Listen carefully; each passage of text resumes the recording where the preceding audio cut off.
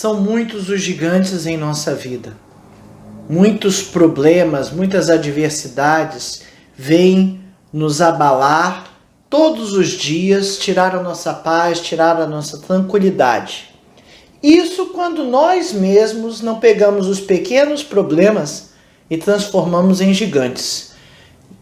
Gigantes muito maiores do que nós, gigantes invencíveis, né? Problemas que às vezes são pequenos e nós transformamos eles em problemas intransponíveis. Já viu como a gente tem essa capacidade de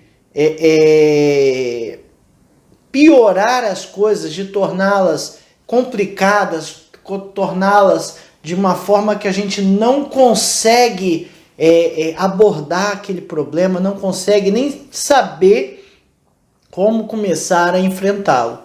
Mas isso não é um problema novo, né? Vários gigantes ao longo da história desafiaram a humanidade. E muitas vezes a humanidade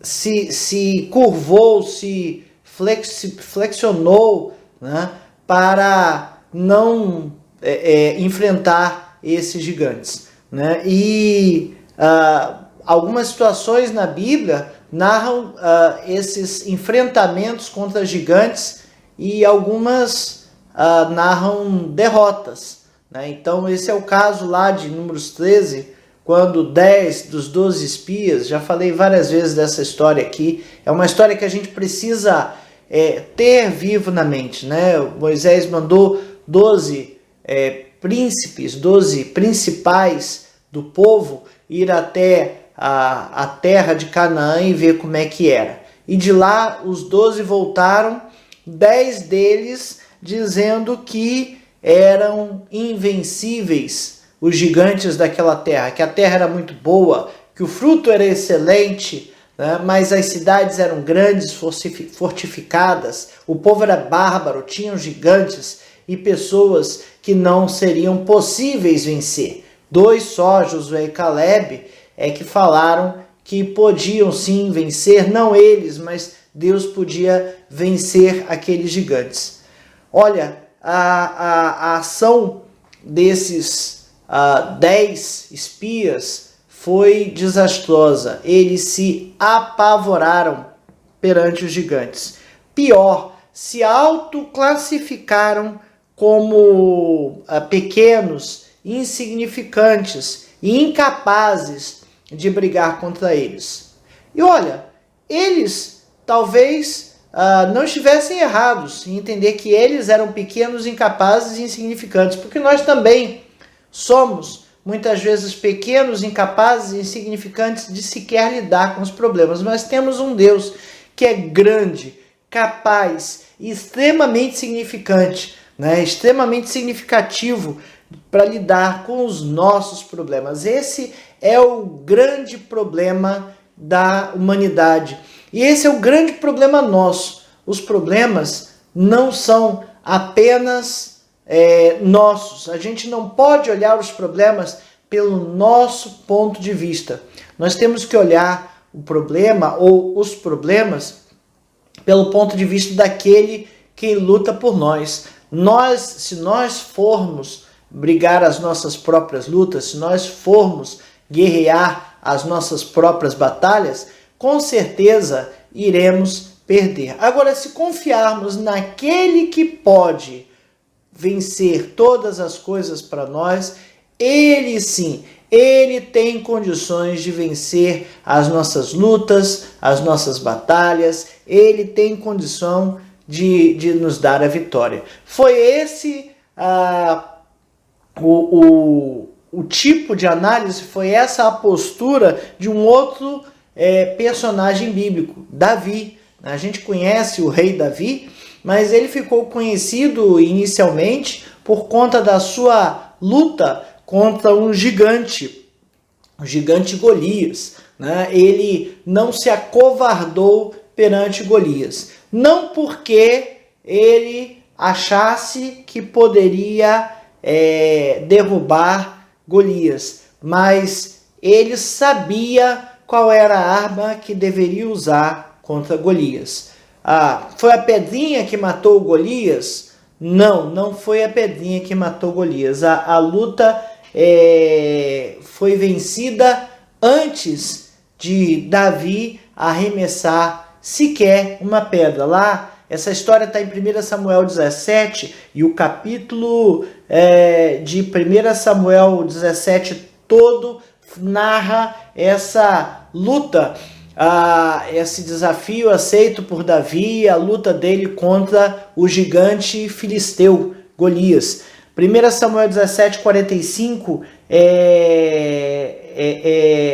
que diz, né, o nosso texto áureo, mas eu diria até do 43 ao 45, disse o filisteu a Davi, sou eu um cão para vires a mim com paus? E pelos seus deuses amaldiçoou o filisteu a Davi. 44, disse mais o filisteu a Davi, vem a mim e darei a tua carne às aves do céu e às bestas feras do campo. Davi, porém, disse ao filisteu, tu vem contra mim com espada e com lança e com escudo. Eu, porém, vou contra ti em nome do Senhor dos Exércitos, o Deus dos exércitos de Israel, a quem tens afrontado.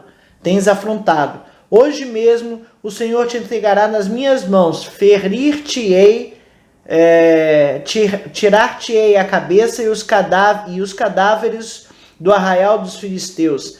Darei hoje mesmo as aves do céu e as bestas feras da terra. E toda a terra saberá que há Deus em Israel. Saberá toda esta multidão que o Senhor salva, não com espada nem com lança, porque o Senhor é a guerra, e ele vos entregará nas nossas mãos. Davi sabia em quem confiar e sabia como aquela batalha estaria ganha. Ele sabia que tinha que fazer algo, óbvio.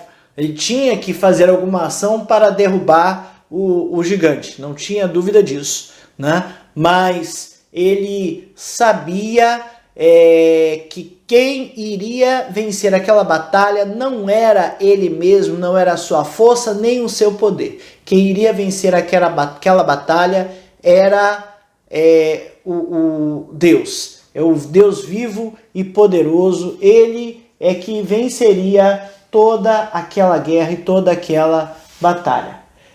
Muitas vezes nós esquecemos dessa condicionante. Muitas vezes nós esquecemos quem luta por nós e como as lutas podem ser vencidas, né? A gente muitas vezes se desespera porque entendemos ou achamos ou medimos a nossa força com a força da pessoa, ou a força do problema, ou a força daquilo que estamos enfrentando.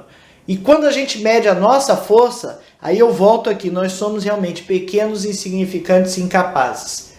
E quando a gente coloca isso na perspectiva correta, as coisas mudam, né? Eu ouvi uma vez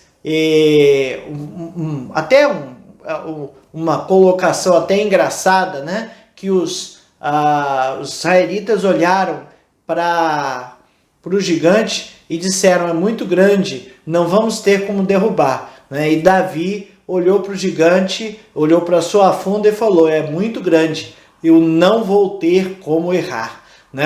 Quando o alvo é muito grande, não tem como errar, é fácil acertar, né? E talvez tenha sido essa a perspectiva de Davi. A gente fala assim, né? Mas o que narra a Bíblia não é que ele tinha a técnica certa para derrubar ou matar o gigante. O que narra a Bíblia é que ele sabia que aquela guerra era contra Deus, que o filisteu estava afrontando a Deus e que era Deus que entregaria ele nas mãos de Davi.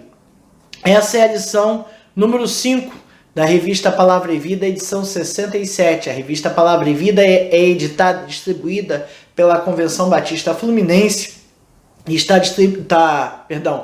disponível no site batistasfluminense.org.br, o site da Convenção Batista Fluminense, e você pode ir lá e fazer o download. Essa revista, essa edição 67, tem por tema Vencendo as Adversidades, exemplos da Bíblia para o nosso tempo. E essa lição número 5 tem por tema Davi, quando a adversidade é gigante. E eu até emendaria, né? Quando nós tornamos a adversidade um gigante. Ela foi escrita pela educadora Eliane Sarlo. Bom, o primeiro tópico da nossa lição fala assim: hoje desafio as tropas de Israel, o grande desafio. Então, 1 Samuel 17, como eu disse, narra toda essa história e começa lá os 11 primeiros versículos, era o desafio de Golias. Ajuntaram os filisteus as suas tropas para a guerra e congregaram-se em Socó, que está em Judá, e acamparam-se entre Socó e Azeca em Éfes-Damim. Porém, Saul e os homens de Israel se ajuntaram e acamparam no vale de Eliá, e ali ordenaram a batalha contra os filisteus. Estavam estes no monte do lado da Além, e os israelitas no outro monte do lado da Quem, entre eles o vale. Então veja que o cenário descrito eram 2 montes e no meio um vale, né? Na guerra de campo, né, o monte é sempre o local onde se pode observar todo o campo de batalha. As guerras desse tempo se davam em pequenas áreas, onde era possível observar todo o cenário do campo de batalhas. A gente vai ver as batalhas mais antigas, ainda tem algumas encenações a respeito disso aí. Tem ali a batalha que eu comentei dos israelitas, acho que contra os amalequitas, que Moisés estava no monte e Josué já estava lá no campo guerreando. Moisés estava no monte como um local onde era possível observar toda a batalha. Então era normal esse cenário de ter as tropas nos morros, né, e o vale ser a área da batalha onde se podia observar todo o campo de batalha. E assim estavam dispostos os 2 exércitos, um no morro e outro em outro morro. Então saiu do arraial dos filisteus um homem guerreiro, cujo nome era Golias de Gate, da altura de 6 côvados e 1 palmo. Um côvado, hoje, né, é uma medida de 66 centímetros e 1 palmo é uma medida de 22 centímetros. Claro que naquela época não se tinha muito essa métrica, né? Um côvado, provavelmente seria uma medida mais ou menos. Eu não sei se tinha todas essas réguas, né, esses padrões de medida muito bem amarrados como a gente tem hoje. Mas 6 côvados e 1 palmo, pelas minhas medidas aqui, dava 4,18 metros. Imagina um camarada de 4,20 metros, né, de altura. Não, mas isso não existiu. Eu não sei se não existiu, porque a gente sabe que a gente já viu na história aparecer, né, alguns gigantes, algumas pessoas que tinham o corpo muito grande, né? Então é comum a gente se deparar com pessoas de 2,80 metros, 2,90 metros, comum assim. Existem vários exemplos, não é tão comum. Nós, dependendo do país, o povo é mais baixo, mais alto. Se você vai para os Estados Unidos, o norte-americano comum é mais alto. Aqui no Brasil, 1,70 m, 1,80 m é uma altura mais ou menos conhecida, né? Então, conhecida média, né? Então, isso varia de lugar para lugar. E ali eu tinha um filisteu de 4,18 metros.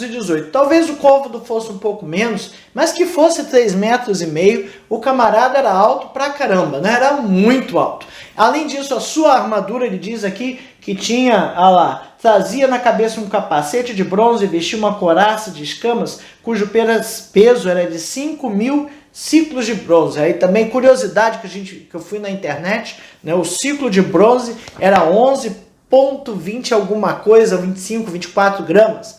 Né? Então, 5.000 ciclos de bronze dava ali uns 60 e poucos quilos. Então, um capacete, uma couraça, né? de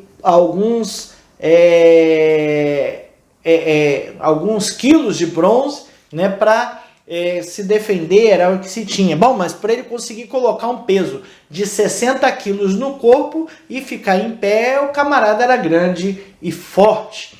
E ele vinha e afrontava o povo de Deus, zombava o povo de Deus, né? No versículo 10 diz assim, disse mais o filisteu, hoje afronto as tropas, quer dizer, se eu falar e não ficar claro, então eu vou deixar claro que eu também estou afrontando, né? Hoje eu afronto as tropas de Israel, dai-me um homem para que ambos pelejemos, né? Então, o filisteu não só afrontava por palavras, mas explicitamente ele estava atacando psicologicamente o exército de Israel. Veja, guerra psicológica ou essa batalha psicológica é uma coisa comum o tempo todo. A gente vê aí as guerras de discussão nas políticas, não é isso? Muitas vezes você vê uma entrevista que o camarada começa a fazer perguntas ali e o camarada que está respondendo fica de um jeito ali que ele acaba falando que não queria, a colocação não sai muito bem feita, né? E ele não sabe muito o que falar e acaba falando besteira, acaba se destruindo ali nas suas respostas, né? Então isso é um tipo de guerra psicológica. A guerra psicológica ela existe em vários aspectos. Então, se a gente for ver ali o povo de Israel contra Jericó, está lá dando 7 voltas em torno da cidade, por 7 dias dando voltas em torno da cidade.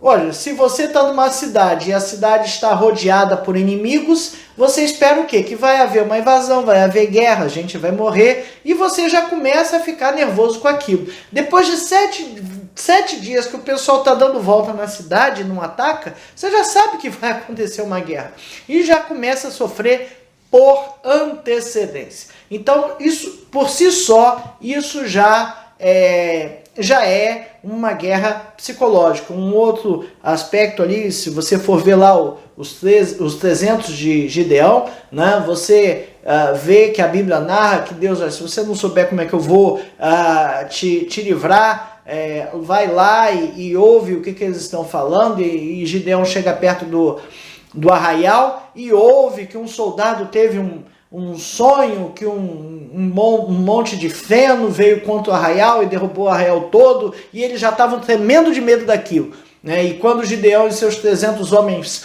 foram atacar o arraial, 3 grupos de 100 divididos, eles estavam com vasos de barro e tochas, apenas isso, e quebraram, e na hora do ataque, tocaram buzina, quebraram os vasos e fizeram sinal com as tochas, e o povo ali, já os guerreiros começaram a se matar sozinhos, porque eles já estavam com o seu psicológico abalado. Então veja que ali a provocação, né, e falar alto e falar daquele jeito, era uma afronta e era um ataque psicológico para fazer com que o povo, o exército de Israel, tremesse nas bases. E olha, deu certo, porque o exército de Israel tremeu nas bases. Eles se fragilizaram com aquilo, eles se tornaram vulneráveis com aquela zombaria, com o tamanho do camarada. Não começou nem a brigar, ele não matou ninguém antes, mas o tamanho do camarada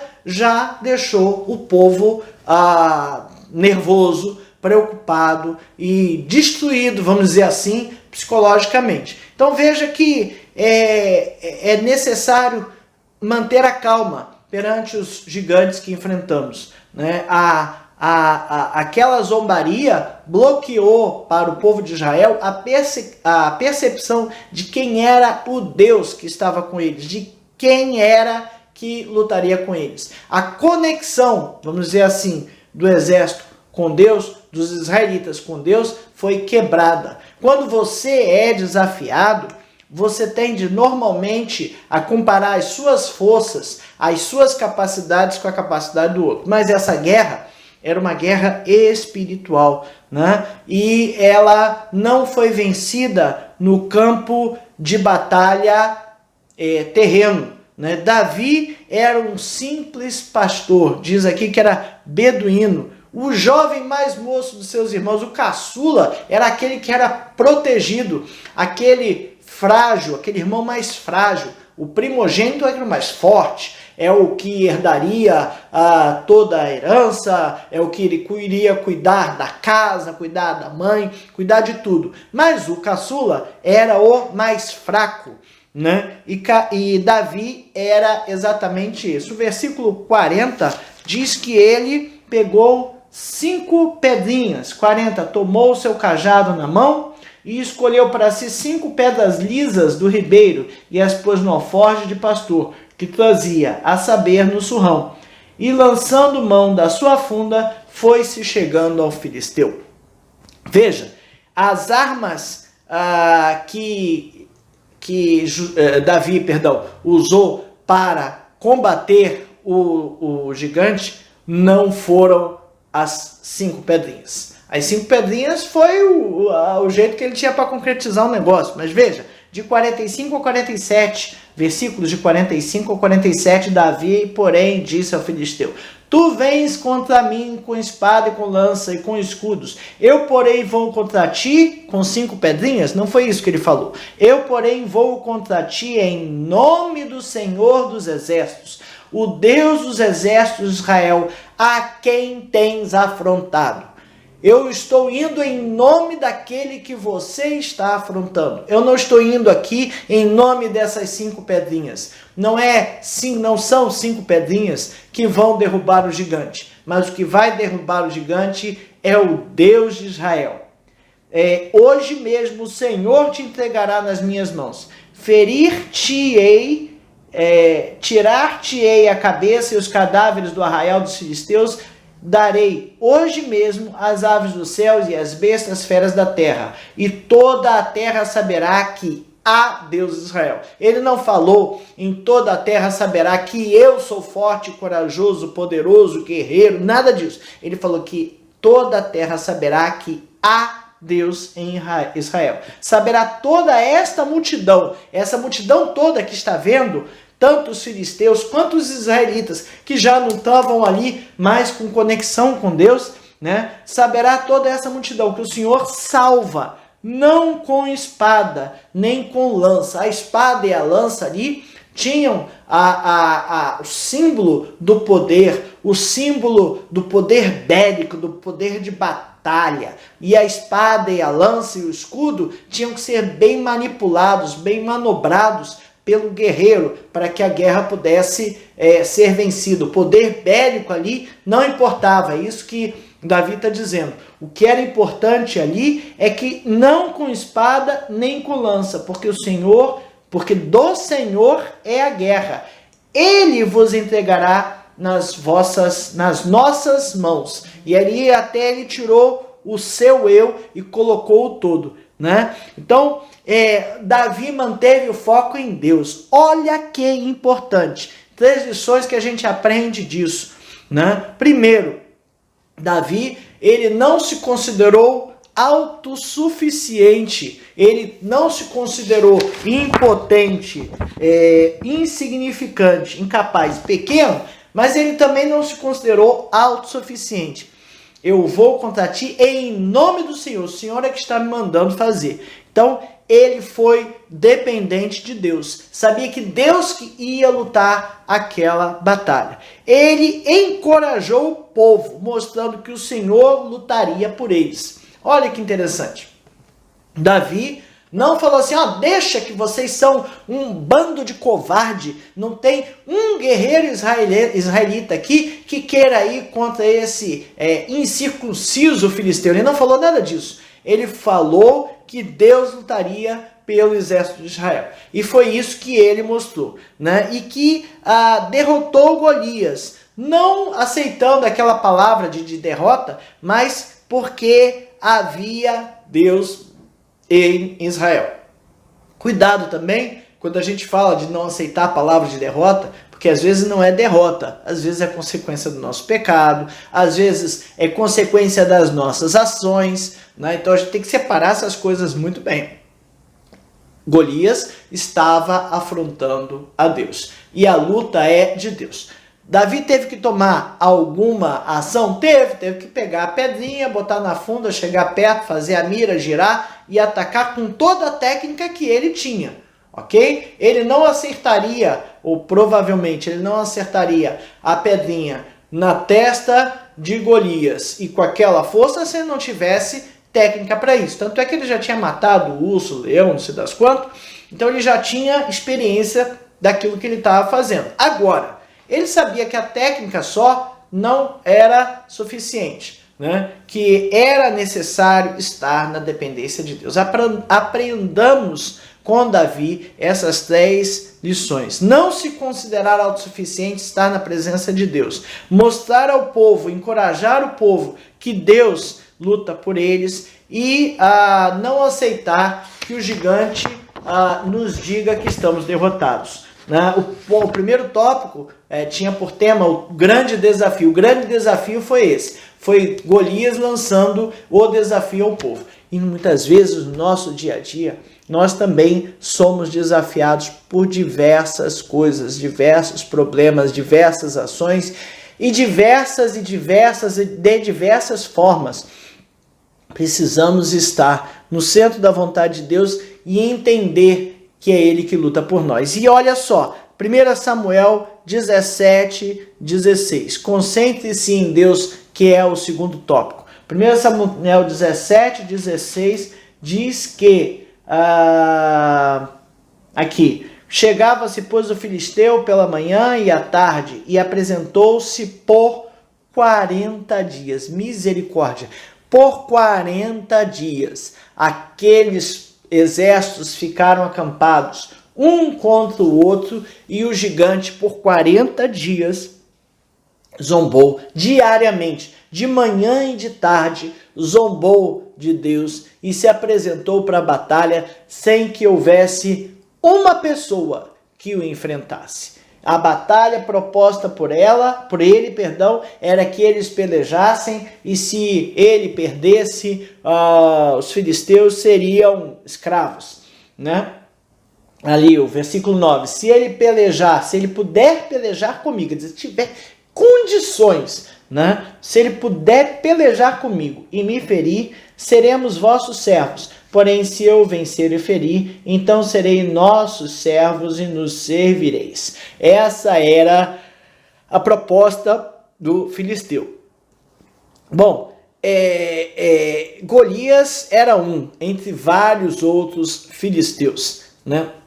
Muitas vezes nós temos muitos gigantes. A nossa vida é repleta de adversidades, ela é repleta de problemas. Temos problemas internos nossos, do nosso coração, da nossa alma, do nosso sentimento, né? Da nossa autocapacidade de fazer uma determinada atividade ou não, a nossa capacidade de dedicar tempo para orar a Deus. Será que eu preciso de capacidade? Mas vem aqui, a gente tem essa dúvida dessas autocapacidades, né? E a gente precisa manter a nossa saúde física, espiritual e mental. A gente precisa manter a sanidade. A gente precisa ter discernimento para combater esses gigantes que aparecem na nossa vida. Às vezes nós mesmos criamos, às vezes eles nascem em nosso coração, às vezes eles nascem em nossas mentes. Essa semana mesmo eu me vi numa situação, na realidade, final de semana passada, em que ouvi o galo cantar, não sabia onde, já me sentia derrotado com aquilo. Quando eu fui ver, tudo bem, eu vi uma parte da situação, achei que pudesse ser, quando eu fui ver era outra coisa. Então muitas vezes a gente olha, acha que é um problema e não tem nada a ver. E aí a gente pega aquilo e aquilo se transforma num gigante, né? E a gente cria o gigante para brigar contra nós mesmos. Irmãos, adversidades, sofrimentos e problemas fazem parte da vida. Nós não temos como viver nesse mundo sem ter adversidades, sem ter problemas, sem sofrer um pouquinho às vezes com eles. Faz parte. Jesus mesmo disse: no mundo tereis aflições, mas tende bom ânimo. O que os israelitas fizeram? tiveram bom ânimo? Não, eles não tiveram bom ânimo. Eles se vitimizaram, eles se tornaram vítimas, se colocaram como vítimas e não se concentraram em Deus. A gente precisa entender onde tem que estar o nosso foco. Você já pensou dirigir um carro olhando para o lado e conversando com a pessoa que está ao seu lado? Olhando, né? Querendo ter um papo cara a cara com a pessoa que está do seu lado dirigindo. Às vezes eu vejo uns filmes, né? E o camarada foca ali quem está dirigindo e o cara está conversando e olhando para o lado e olhando para o lado. Eu falei, vai bater, não é possível.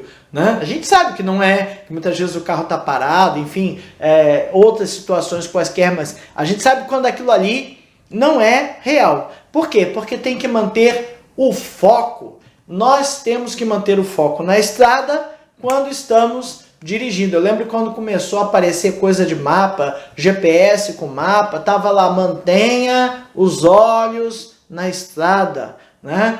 Precisa falar? Precisa falar. Não fique no celular. Hoje a gente tem campanhas e mais campanhas para que você não use o celular enquanto está dirigindo. Por quê? Porque se você usar o celular enquanto está dirigindo, você perde o foco. Mantenha o foco. Não podemos perder o foco do que estamos fazendo. E nós temos que manter o foco em nossas vidas, o foco em Deus. Os olhos fixos em Deus, autor e consumador da nossa fé. A Bíblia não é um livro de autoajuda, um livro com bons exemplos a serem seguidos, com coisas bonitas e bacanas, com lições de filosofia. Tem tudo isso na Bíblia, mas esse não é o foco da Bíblia, não foi para isso que ela foi escrita e não é por isso que ela sobreviveu há 2000 anos até chegar em nossos tempos, ou quase 2000 anos, vamos dizer ali que as cartas paulinas tenham sido escritas pelo ano 70, a gente já vai fechar 2000 anos talvez de Bíblias aqui, dos livros terem sido escritos, né? O Pentateuco data-se ou tem-se algo parecido com alguns mil anos, alguns não, a história do povo ali está, o povo hebreu data de 5.000 anos mais ou menos antes de Cristo, então pode ser que alguns livros aqui do Pentateuco tenham quase 7.000, 6.000 anos escritos, e essa palavra não veio até nossos tempos só porque é bonita, bem escrita, é uma produção literária histórica importante. Não é nada disso. A Bíblia é a palavra de Deus, né? Através dela nós conhecemos a Deus, podemos conhecer o Deus de promessas, o Deus de vitória, o único e verdadeiro Deus. Conhecer a sua ação na história, né? Como ele conduziu toda a história até os nossos dias, né? Isso tudo, conhecer o Deus, conhecer o único Deus, não nos impede de sofrer, né? Mas a Bíblia nos ensina como passar por esses momentos de dificuldade. Angústia, medo, culpa, tristeza, raiva, são coisas que acontecem na vida de todo mundo. E aconteceu também na vida de Davi. Mais para frente a gente vai ver que ele é ungido rei de Israel, né? E ele peca, e enfim, ele pega a mulher pega a Betseba lá, né? E trai com o marido, e manda o marido para a guerra, manda o marido Urias ser morto, né? Então veja que ele peca, ele adultera, ele manda o marido para a frente de batalha para morrer, ele é um homicida, assassino, né? E ele peca e ele sofre, e ele tem angústia, tem medo, culpa, tristeza, raiva, enfim, ele tem tudo isso na sua vida, porque a nossa vida acontecem coisas que não são corretas, que não são... Nós erramos, né? E nós passamos por tudo isso. E Davi também passou, né? Então, a gente precisa identificar quais são os gigantes que estão na nossa vida. E Identificar é uma coisa, dar a eles a vitória antes mesmo de começar a batalha, ou dar a eles a vitória antes mesmo de entregar a Deus aquele problema, é errado. A gente precisa identificar, tem que saber qual é o nosso inimigo, como ele se apresenta e quais as armas, né, a técnica que a gente vai utilizar. Davi viu a oportunidade de usar a técnica da funda ali da atiradeira ali contra o gigante, né? Mas ele sabia que aquilo ali não era a forma que Deus, não era aquilo ali que lhe daria a vitória, vamos dizer assim, né? Era Deus que lhe daria a vitória. Então era necessário saber a técnica, mas era necessário que Deus estivesse lutando contra o gigante. Nossas vidas precisamos identificar quais são os nossos gigantes. O que tem nos tirado da presença de Deus, aquilo que nos leva ao fracasso, aquilo que nos leva a distrair o nosso foco de Deus. Manter o foco em Deus. Foi isso que Davi fez para que pudesse vencer aquela guerra. O triunfo da fé, 1 João 5, 4 e 5. E esta é a vitória que vence o mundo, a nossa fé. Quem é que vence o mundo, senão aquele que crê ser Jesus, o Filho de Deus? Então, essa foi a arma, né? A foco da vitória. Essa é a forma como Davi pôde vencer o gigante. Não tinha como Davi vencer o gigante sem fé. Ele já chega falando que Deus ia livrar, que Deus ia guerrear, que Deus ia isso, que Deus ia aquilo, e que era necessário saber que Deus ia dar a vitória. Davi tinha fé em Deus. A palavra é essa. No versículo 34 diz ali que ele matou ursos e leões, né? Respondeu Davi a Saul: teu servo apacentava as ovelhas de seu pai, quando veio o leão e o urso, e tomou um cordeiro do rebanho. Eu saí após ele e o feri, e livrei o cordeiro da sua boca. Levantando-se ele contra mim, agarrei-o pela barba e feri e o matei. Então, o teu servo matou tanto o leão quanto o urso. Este incircunciso filisteu será como um deles, porquanto afrontou os exércitos do Deus vivo. Veja que Davi enfrentou o urso e o leão e entendia que o filisteu ia ser do mesmo jeito. Claro que ele não estava zerado, não era a primeira batalha de Davi, mas ele conhecia o poder de Deus. Ele sabia que Deus poderia lhe livrar, como ele livrou do urso e do leão, e poderia livrar do filisteu. Olha que coisa importante que a gente precisa fazer em nossas vidas. Cada momento que Deus nos livra de um gigante, a gente precisa pegar aquele gigante e guardar no nosso coração. Aquela situação assim, Deus me livrou desse, daquele jeito. Então esta aqui não é maior do que aquela, e Deus, o Deus que me livrou daquela, pode me livrar desta. Davi tinha fé em Deus porque ele conhecia Deus, e é muito importante conhecer a Deus. Você só conhece a Deus orando e lendo a Bíblia. Davi estava pronto para o duelo porque conhecia a Deus. Conhecer a Deus é o mais importante que a gente pode fazer em nossas vidas. Como a gente pode ter certeza que alguém é competente para resolver um problema? Não é isso? Se você tem uma doença rara ou diferente, você vai procurar um médico especialista, não é assim? E como é que você sabe que ele é especialista? Porque ele estudou o problema. Tá, mas quantos ele já curou dessa forma? Olha, ele cura só isso, não é isso? Então, é aquela história.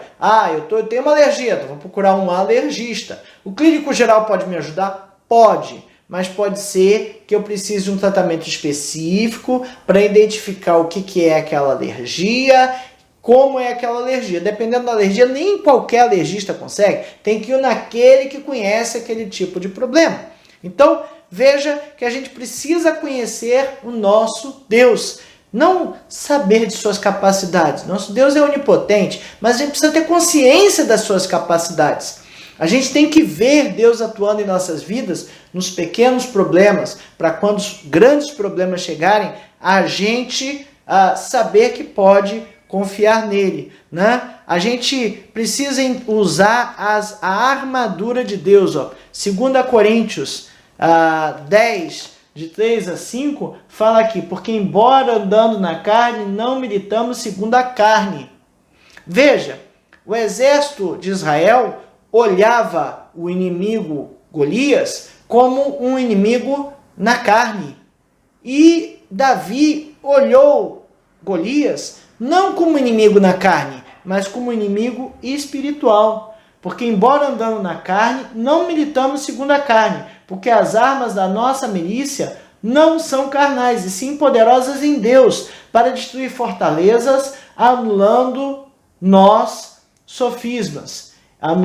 Anulando nós sofismas. E toda altivez que se levante contra o conhecimento de Deus, e levando cativo todo pensamento à obediência de Cristo. Então, veja, é importante a gente conhecer quem é Deus. E é importante a gente entender que essa batalha que Davi se apresentou para lutar, ele não se apresentou para lutar uma batalha carnal. Ele se apresentou para lutar uma batalha que era espiritual. Por isso que ele falou que era contra Deus. E a gente precisa usar a armadura de Deus. A armadura de Deus vocês conhecem. Efésios 6, de 10 a 17. Quanto ao mais sede fortalecidos no Senhor e na força do seu poder, revestivos de toda a armadura de Deus, para poderes ficar firmes contra esse lado do diabo. Porque a nossa luta não é contra a carne, e sim não é contra o sangue e a carne, e sim contra principados e potestades, contra os dominadores deste mundo tenebroso, contra as forças espirituais do mal nas regiões celestiais. Portanto, tomai toda a armadura de Deus, para que possais resistir no dia mau, e depois de terdes vencido tudo, permanecer inabaláveis. Estai, pois, firmes, cingindo-vos com a verdade e revestindo-vos da couraça da justiça. Calçai os pés da preparação do evangelho da paz, embraçando sempre o escudo da fé, sempre o escudo da fé, com o qual podereis apagar todos os dardos inflamados do maligno. Tomai também o capacete da salvação e a espada do Espírito, que é a palavra de Deus, e com toda oração e súplica, orando em todo o tempo no Espírito, para isso vigiando com toda a perseverança e súplica por todos os santos. Então, veja que a armadura é de Deus e a luta é espiritual. Irmãos, enquanto a gente não tiver isso na nossa cabeça, na nossa mente, no nosso subconsciente, a gente precisa ter isso no nosso subconsciente para agir de forma instintiva. Saber que a luta é contra Deus. Que o que vem contra nós não vem contra nós, mas vem contra Deus. A luta é espiritual. Temos que ter isso na cabeça. Se ele não tiver isso, vai acontecer o que aconteceu com aqueles 10 dos 12 espias que entraram na terra, lá de Números 13. 10 voltaram atemorizados, né? No gigante tropeçamos e caímos, como aqueles 10 tropeçaram e caíram. Olharam para o gigante e esqueceram de Deus. Acharam um gigante maior do que Deus, né? A frase que rola por aí: não diga a Deus o tamanho dos seus problemas, diga ao seu problema o tamanho do seu Deus. Mas eu só vou poder dizer o problema o tamanho do meu Deus se realmente eu souber o tamanho do meu Deus. E saber não é ler. Saber não é ler. Saber é ter consciência disso. Tem um ditado que fala que saber e não fazer é a mesma coisa que não saber. Eu sei que eu estou errado. Então, está continuando a errar, por quê? Não é isso? Eu sei que não é assim que faz. Então faz certo. Saber e não fazer é a mesma coisa que não saber. Saber que Deus, o Deus grande, tá, Deus grande, mas você já experimentou, você já conversou com Ele, já viu Ele atuando nos seus problemas, já entregou o seu problema na mão dele e viu e se conscientizou que a solução que você recebeu foi a solução dele. Nós precisamos ter essa consciência.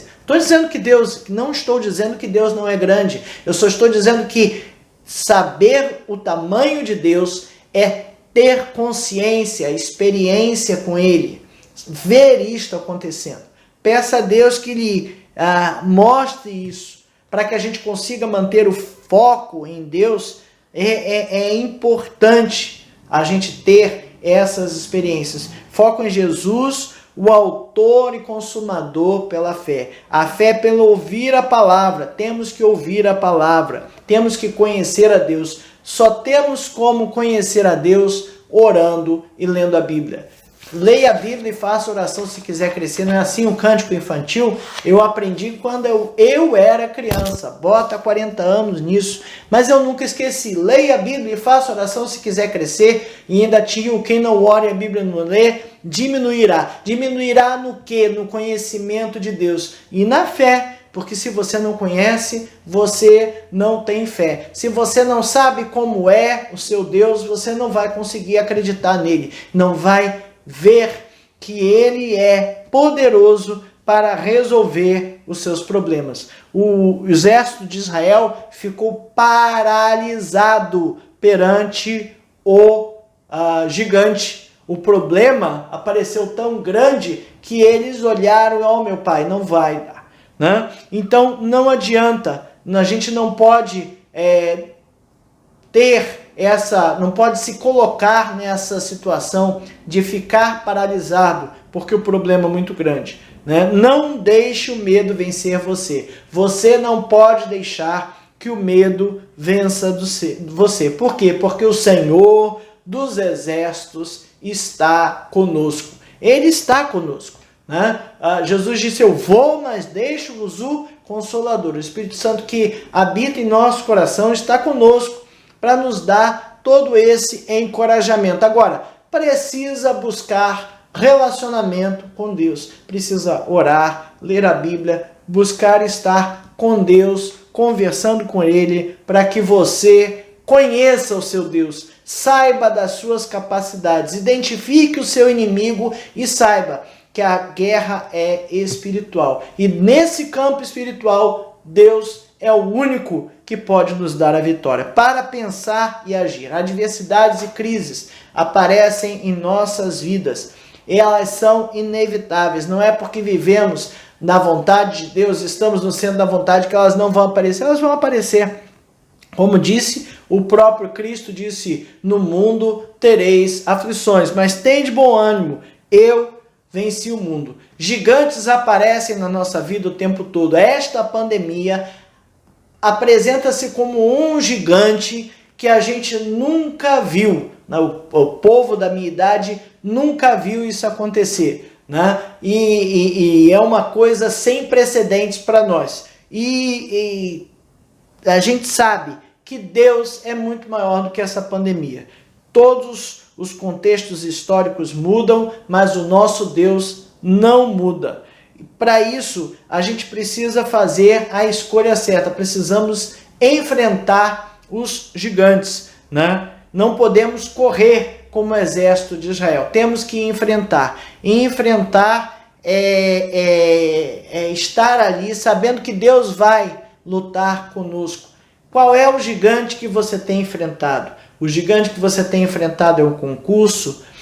É um desemprego? É falta de dinheiro? É o quê? É a pandemia? O medo da doença? É a doença? Que gigante você tem enfrentado? Eles parecem enormes, são gigantes, né? Quando prestamos mais atenção neles do que em Deus, a gente se concentra numa determinada coisa e aquela parece se agigantar. Já passou por uma experiência de trocar de carro, por exemplo? Isso eu vejo muito quando eu troco de carro. E eu compro um carro que não tinha me chamado muita atenção. Mas quando eu compro aquele carro que não me chamava atenção, eu começo a ver um montão de gente que tem aquele carro.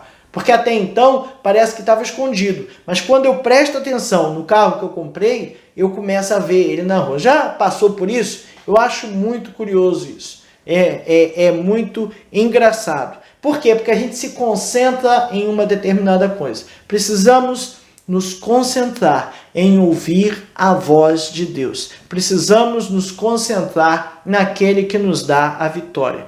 Cuidar da nossa saúde física e mental. E antes de tudo, cuidar da nossa saúde espiritual. Repito, a gente cuida da nossa saúde espiritual lendo a Bíblia e orando. Né? Se a gente começar a comer mal, começar a comer só gordura, só coisa que não é muito boa, a gente sobrevive, mas vai ter uma série de doenças. E espiritualmente, se a gente começar a comer um alimento espiritual que não é bom, vamos morrer espiritualmente. Então a gente precisa estar bem alimentado, com uma saúde espiritual boa, revestindo-nos da armadura de Deus. Né? A armadura é de Deus e por isso nós temos que nos revestir dela. Eu e você somos sim, pequenos e insignificantes perante a maioria dos problemas. Aqui a autora diz que nós não somos. Eu acho que eu sou, mas o meu Deus não é. Por quê? Eu preciso colocar na perspectiva certa. Ele tem que brigar, ele vai brigar por mim. Né? E eu sei que eu não vou me curvar aos problemas porque ele é maior do que o problema.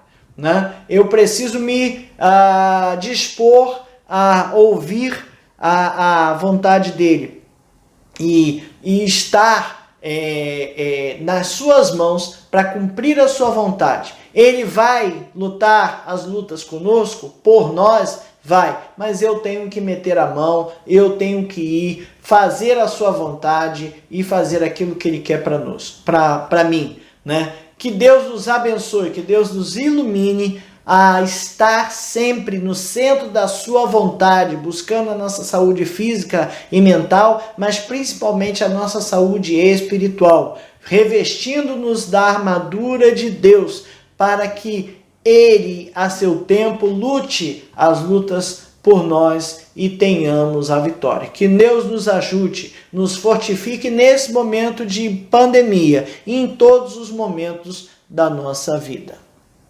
Esse reino não findará, sua glória